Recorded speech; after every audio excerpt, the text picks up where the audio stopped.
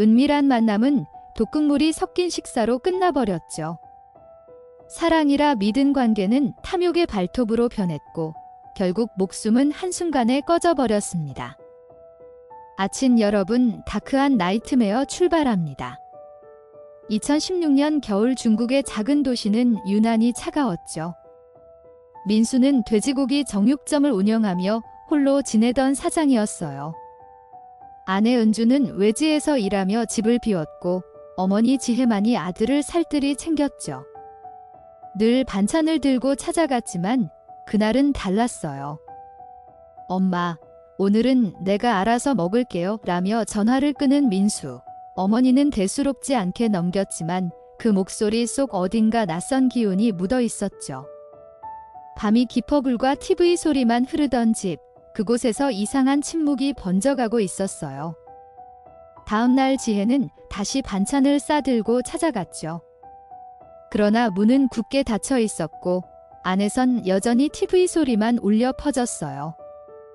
세 번째로 문을 두드렸을 때 어머니의 직감은 차갑게 굳어졌어요.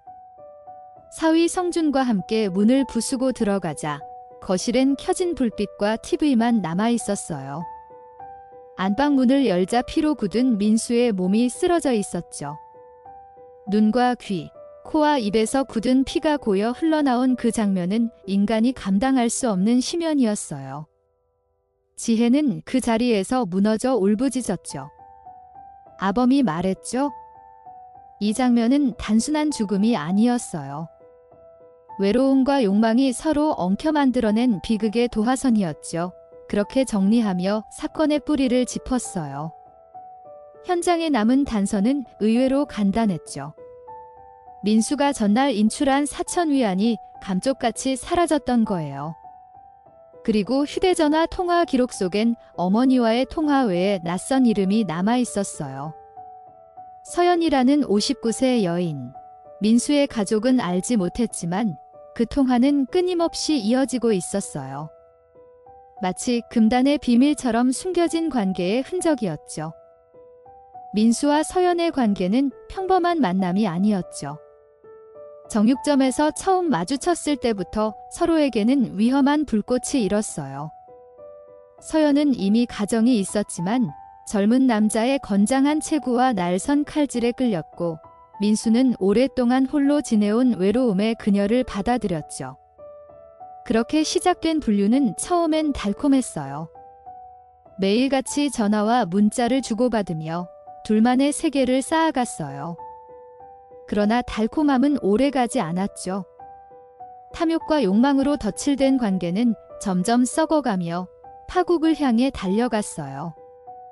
서연은 스스로를 가꾸며 나이를 속였어요. 그녀는 59세였지만 관리된 외모와 몸매는 마치 30대 같았죠. 이런 겉모습으로 수많은 남자들을 동시에 현혹했어요. 민수는 단순히 그 목록 중 하나였을 뿐이었어요.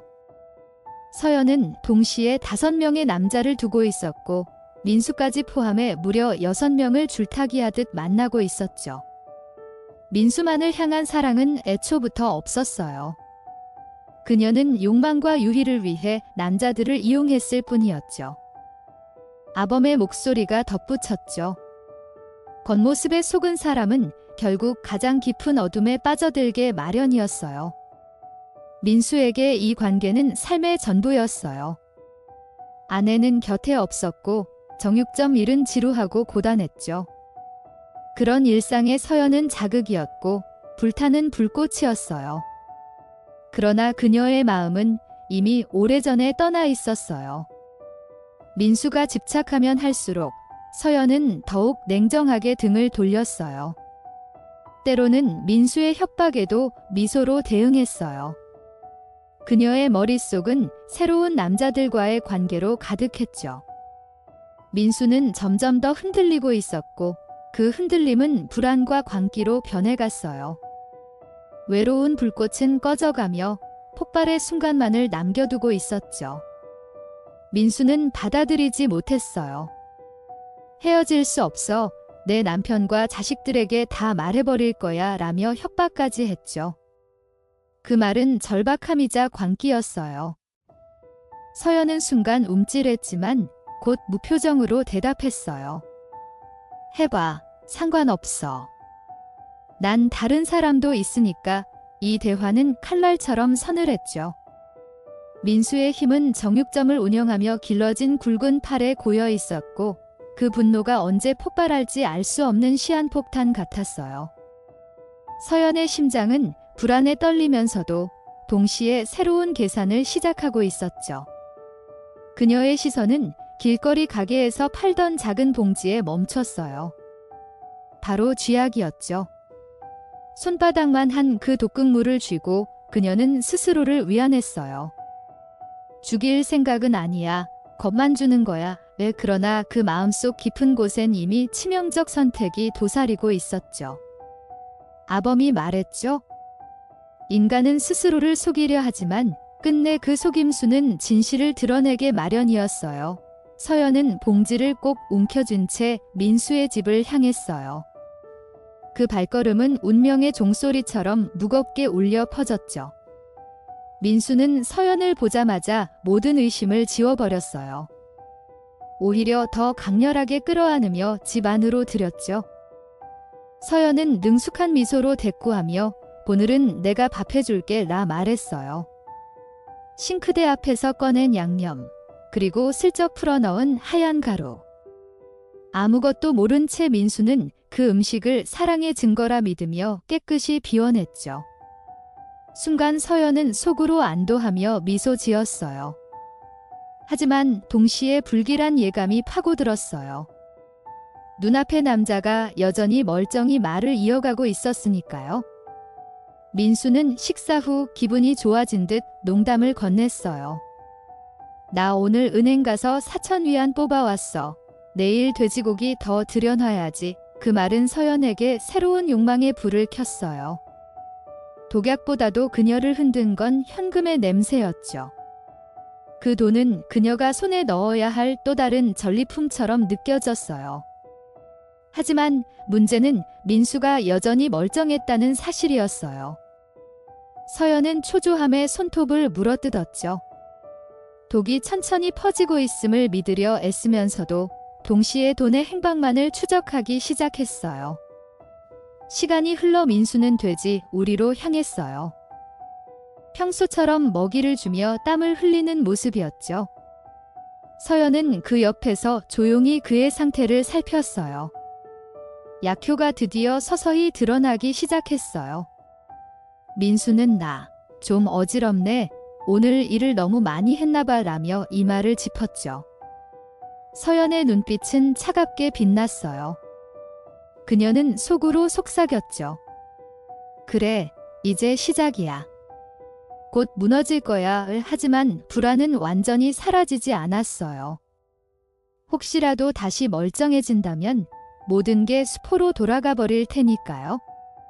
민수가 흔들리자 서연은 자연스럽게 다가가 부축했어요. 괜찮아. 너무 무리하지 마. 하지만 그 손길엔 따뜻함이 아닌 탐욕이 묻어 있었죠. 그녀는 은밀히 그의 주머니를 더듬었어요. 두툼한 감촉이 손끝에 닿았을 때 심장이 빠르게 뛰었죠. 바로 4,000위안이 거기 있었던 거예요. 민수는 그녀의 손길을 단순한 애정으로 착각했죠.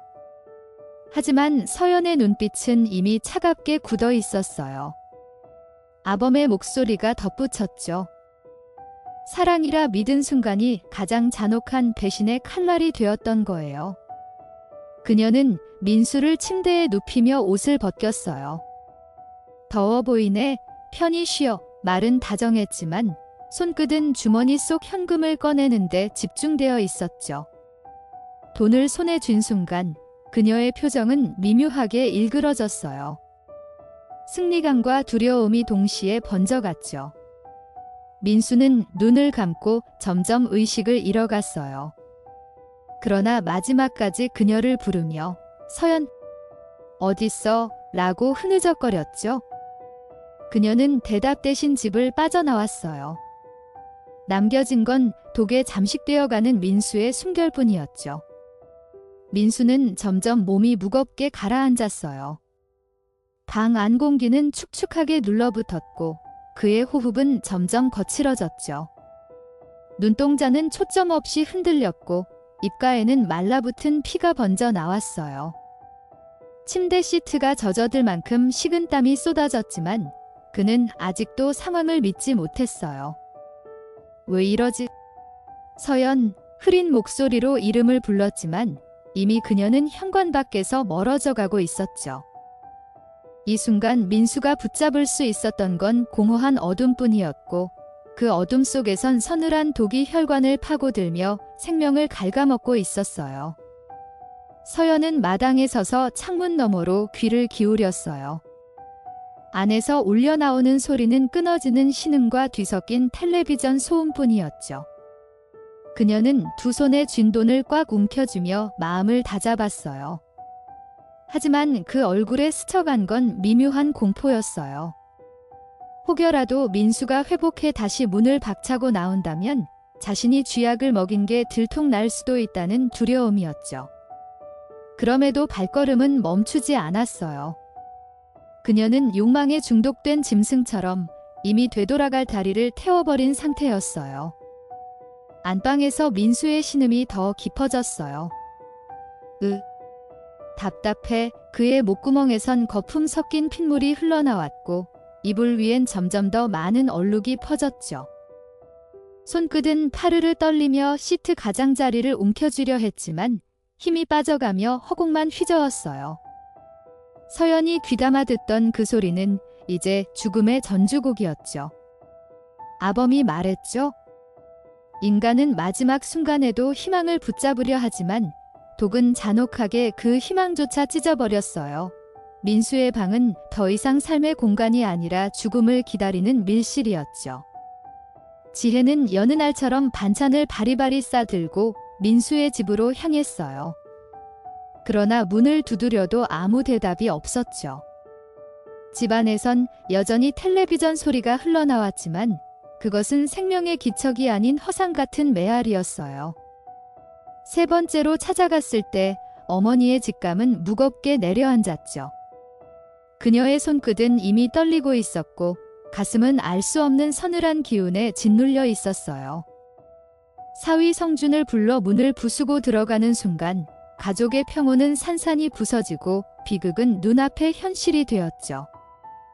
안방에 쓰러진 민수의 모습은 차마 눈뜨고 보기 힘들었어요. 눈, 귀, 코, 입에서 피가 굳어 덩어리진 채로 흘러내렸고 얼굴은 검게 질려 있었죠. 지혜는 그 광경을 보는 순간 그대로 무너져 울부짖었어요. 성준이 옆에서 어머니, 정신 차리셔야 해요.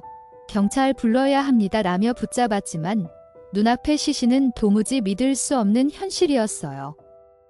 생전 늘 웃으며 손질하던 돼지고기 대신 이제 차갑게 굳은 민수의 몸이 남아 있었죠. 집안의 공기는 피와 죽음의 냄새로 짙게 물들어갔어요. 경찰이 도착했을 때 집안은 정적과 울음으로 뒤덮여 있었어요. 수사관들은 곧장 민수의 상태를 확인했고 주변을 살피며 이상한 점들을 기록했죠. 거실의 불빛은 켜져 있었고 TV는 여전히 요란했어요. 그러나 가장 눈에 띈 건 집안에 있어야 할 현금이 사라졌다는 점이었어요. 전날 민수가 인출한 4천 위안은 흔적조차 없었죠. 단순한 사망이 아니라 범죄의 그림자가 드리워진 사건이었어요. 경찰의 눈빛은 날카롭게 빛나며 집안 구석구석을 파고들기 시작했어요. 수사관들은 민수의 휴대전화를 조사했어요. 가장 먼저 확인된 건 마지막 통화 기록이었죠. 어머니 지혜에게 전화를 건 이후 또 다른 이름이 반복적으로 등장했어요. 서연 수십 번 이어진 긴 통화 기록은 단순한 지인이 아님을 드러냈죠. 경찰은 그녀의 신원을 곧바로 확인했어요.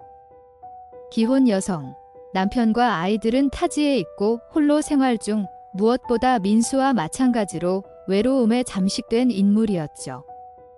아범이 정리했죠. 외로움은 때로 칼보다 날카롭고 독보다 치명적인 무기가 되었던 거예요. 이웃들의 증언은 충격적이었어요. 저 둘 부부인 줄 알았어요. 하도 붙어 다니고 다정해 보여서 모두가 민수와 서연을 부부라 여겼을 만큼 두 사람의 관계는 노골적이었죠.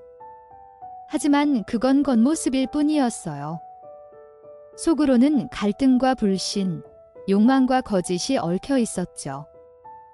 서연은 동시에 다른 남자들과도 관계를 이어가고 있었고, 민수는 그 사실을 알지 못한 채 사랑이라 믿었어요. 겉모습의 평화는 결국 살인으로 귀결되는 그림자에 불과했음을 아무도 몰랐죠. 서연이 체포되었을 때 그녀는 처음엔 놀란 표정을 지었어요. 그러나 경찰의 눈은 그 놀람이 연기라는 걸 금세 알아챘죠. 압박 수사가 시작되자 그녀는 버티지 못했어요. 결국 모든 것을 자백했죠. 쥐약을 음식에 섞어 민수를 독살하고 그의 돈을 훔쳐 달아난 것, 그 순간 경찰서 안의 공기는 한층 무거워졌어요. 다크아님은 고개를 끄덕였죠. 그 말이 맞습니다. 탐욕에 물든 인간의 끝은 언제나 이렇게 차갑게 다가왔죠. 재판은 길게 이어졌어요. 1심에서 증거 부족으로 무죄가 선고되었을 때 민수의 가족은 분노했어요. 지혜는 법정 복도에서 오열하며 무너졌죠. 그러나 사건은 쉽게 끝나지 않았어요.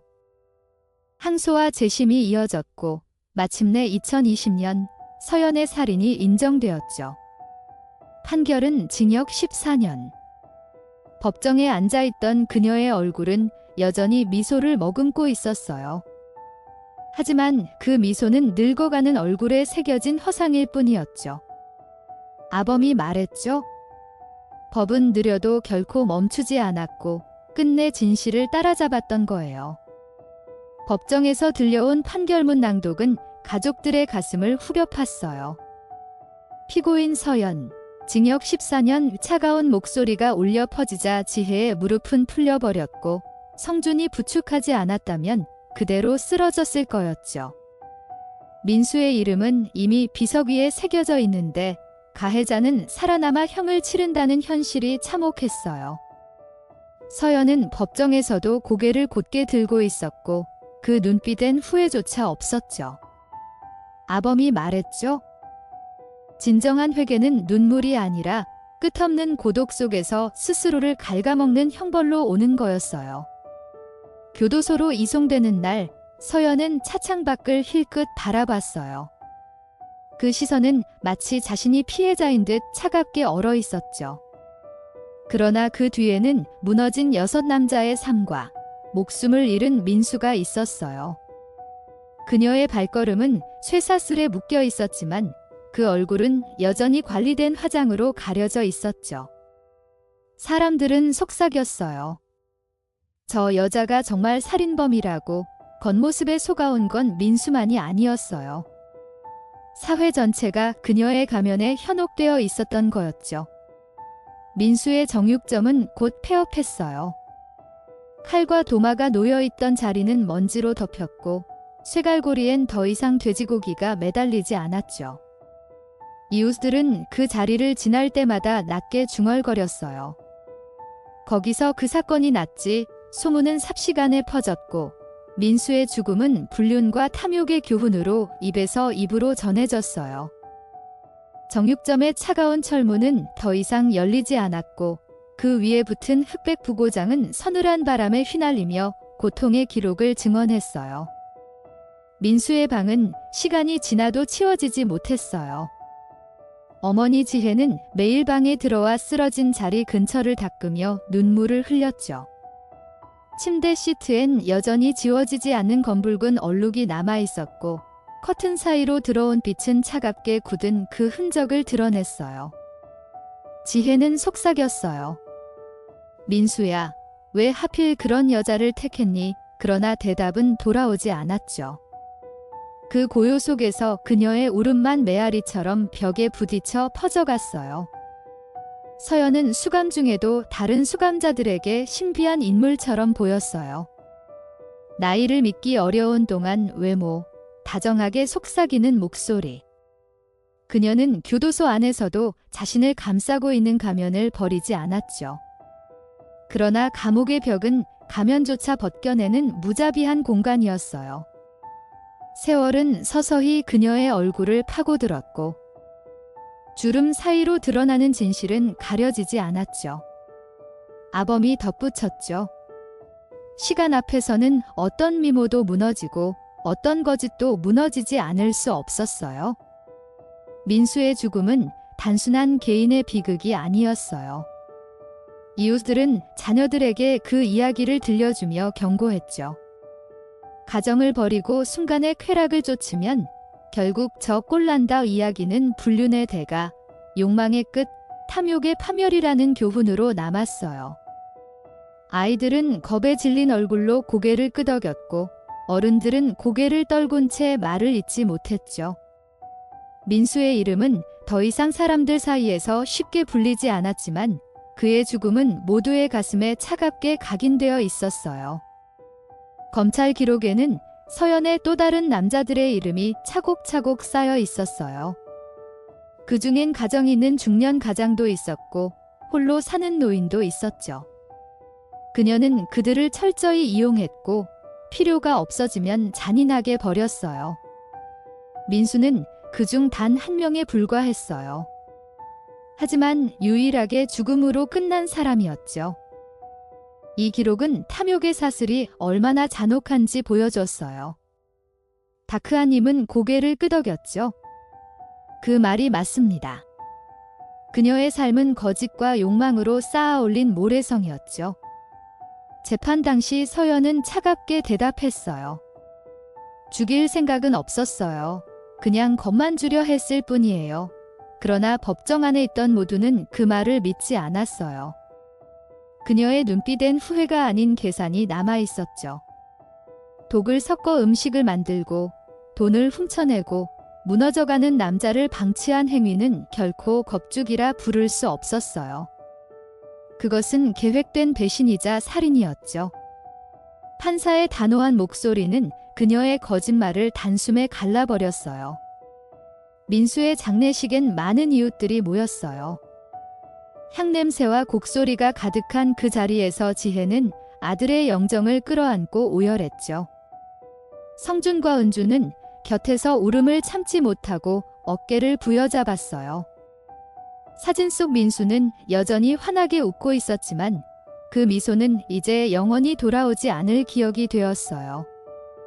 하얀 국화꽃이 영정을 뒤덮었고 검은 옷을 입은 사람들의 흐느낌은 끝없는 다크의 바다처럼 장례식장을 가득 채웠죠. 세월이 흘러도 사건의 흔적은 잊히지 않았어요. 신문 기사와 법정 기록, 그리고 마을 사람들의 입에서 입으로 이어진 이야기. 민수와 서연의 이름은 한때는 불륜의 은밀한 속삭임이었지만 지금은 경고와 교훈의 상징으로 남아 있었죠. 아범이 정리했죠. 욕망은 언제나 대가를 요구했고 그 대가는 피와 눈물로 치러졌어요. 이 사건은 단순히 한 남자의 죽음이 아니었어요. 인간의 나약함과 탐욕이 빚어낸 가장 어두운 거울이었죠. 부검 소견서는 민수의 몸을 순서대로 훑었어요. 위 내용물에서 미세한 알갱이와 특유의 자극성 냄새가 검출됐고 혈액에선 살서제 계열 화합물의 대사 흔적이 또렷하게 포착됐죠. 독은 점막을 타고 빠르게 퍼지며 호흡곤란과 경련, 순환 붕괴를 연쇄적으로 일으켰다고 기록돼 있었어요. 식기에 남은 미량의 분말은 싱크대 거름망에서도 동일하게 검출됐고 조리도구의 스크래치 틈에서 같은 성분이 반복 확인됐죠. 사망은 섭취 후 비교적 짧은 시간 안에 진행된 것으로 정리됐어요. 수사팀은 마지막 하루의 동선을 분 단위로 재구성했어요. 오후 7시 무렵 민수가 어머니에게 오늘은 오지 마세요 라 말한 직후 서연이 골목 끝에서 집으로 들어오는 모습이 인근 CCTV에 잡혔죠. 불빛과 TV 소음은 외부의 의심을 지우기 위한 가면처럼 밤새 켜져 있었어요. 현관 앞 발자국은 들어온 흔적만 선명했고 나갈 때의 자국은 비를 맞은 마당에서 흐릿하게 지워져 있었죠. 현금 4,000위안의 종이 냄새만이 방 안 공기 속에 오래 남아 있었어요. 서연이 챙겨나간 옷더미는 세탁을 핑계로 들고 나온 것이었어요. 그 주머니에서 돈만 쏙 빼낸 뒤 버려졌다는 진술과 달리 인근 분리수거장에서 발견된 소각 흔적이 그 다음 동선을 암시했죠. 라이터 그을음이 묻은 비닐과 검게 탄 단추가 봉지 밑에서 나왔고 핏물과 세제 성분이 섞인 얼룩이 미량 채취됐어요. 돈은 사라졌지만 의도와 사후 흔적 지우기는 더 선명해졌죠. 탐욕은 늘 뒷자락에 서툰 지우개질을 남기기 마련이었어요. 약국 영수증은 더 정직했어요. 사건 전날 저녁, 흔한 잡화점이 아닌 동네 구석의 소매점에서 살서제 소포장 판매가 결제 기록과 함께 확인됐죠. 카운터의 저품질 카메라는 얼굴을 잡지 못했지만 손에 낀 얇은 장갑과 얇게 떨리던 손목의 실루엣이 매대 유리 반사에 찍혀 있었어요. 영수증 뒷면엔 덜 말린 잉크가 번져 시각이 선명하게 남았죠. 그 몇 줄의 숫자와 시각이 밤을 갈라 범행의 칼날처럼 박혀 있었어요. 주방 벽면 타일 틈에서 회백색 가루가 긁혀 나왔어요. 수세미 결에 끼어있던 밀입자는 물로 씻어도 사라지지 않는 끈질긴 잔향을 남겼죠. 전자레인지 손잡이, 냄비 손잡이, 숟가락 손잡이의 지문 분포는 반쯤 겹쳐 있었고 서연의 손가락 길이 패턴이 민수의 겉 위로 덮여 있었어요. 요리를 해줬다는 말은 친절의 포장지였고 그 포장지 아래엔 분말 한 줌이 아기처럼 숨어 있었죠. 냄새는 미약했지만 결과는 압도적으로 잔혹했어요. 신문조서에서 서연은 말을 바꿨어요. 처음엔 겁만 주려 했다고 말했지만 돈 이야기가 나오자 표정이 딱딱하게 굳었죠. 조서 가장자리에 떨린 펜 자국이 삐죽이 튀어나와 있었고 멈칫거리던 침묵이 기계음처럼 반복됐어요. 아범이 말했죠. 거짓은 늘 같은 자리에서 걸려 넘어졌고 욕망은 늘 같은 자리에서 발각됐어요. 문장 하나를 고치려 할수록 문장 뒤에 붙은 의도는 더 검게 번져 보였어요. 사건 현장을 다시 찾은 수사관은 텔레비전을 끄지 않았어요. 밤새 흘러나온 예능의 웃음소리는 방에 남은 마지막 위장이었고 버튼이 켜짐에 멈춘 리모컨이 바닥에 엎어져 있었죠. 조용해진 화면 속 검은 반사의 천장의 전구가 작게 흔들렸고 침대 시트의 얼룩이 그 아래에서 딱딱하게 말라붙어 있었어요. 사람의 부재를 가장 잘 숨겨준 건 결국 사람의 목소리였고 그 목소리는 새벽에 이르러서야 전원과 함께 식어갔죠. 지혜는 스스로를 탓했어요. 전날 밤 문을 두드렸을 때 그 조금 더 큰 소리를 냈다면 어땠을까 하고 수십 번을 되뇌었죠. 하지만 문 너머에서 흘러나온 웃음소리와 밝은 불빛은 안심하라 속삭이는 유혹이었어요. 어머니의 발걸음이 돌아선 뒤 집안의 시간은 혼자서만 흐르고 있었죠. 그 시간의 끝에서 남은 건 얼어붙은 체온과 지워지지 않는 후회뿐이었어요. 시간이 흘러 마을의 밤은 다시 일상의 빛으로 돌아왔어요. 그러나 골목 어귀 철문이 덜컥거릴 때마다 사람들은 같은 장면을 떠올렸죠. 성주는 철문을 새로 달며 못을 하나 더 박았고 그 소리는 심장 박동처럼 메아리 쳤어요. 다크아님은 낮게 말했죠. 모든 소리는 결국 제자리로 돌아왔고 그 자리엔 텅 빈 숨만 남았죠. 빛은 환했지만 빛 아래 놓인 기억은 끝내 밝아지지 않았어요. 교도소의 겨울 창문엔 서리가 하얗게 내렸어요. 서연은 면회실의 차가운 유리를 손끝으로 문지르며 먼 곳을 바라봤죠. 그녀의 손끝에 남은 보습제 향은 희미했고 그 향이 사라질 때마다 거울 속 얼굴은 나이와 함께 점점 무너져 보였어요. 민수의 이름을 입 밖에 내는 이는 줄어들었지만 이름 없는 경계심은 더 단단해졌죠. 아범이 낮게 정리했어요. 사건은 끝났던 게 아니라 잊지 않으려는 사람들 속에서 조용히 계속되고 있었어요. 이번 다크한 나이트메어는 여기까지입니다. 끝까지 청취해 주셔서 감사합니다.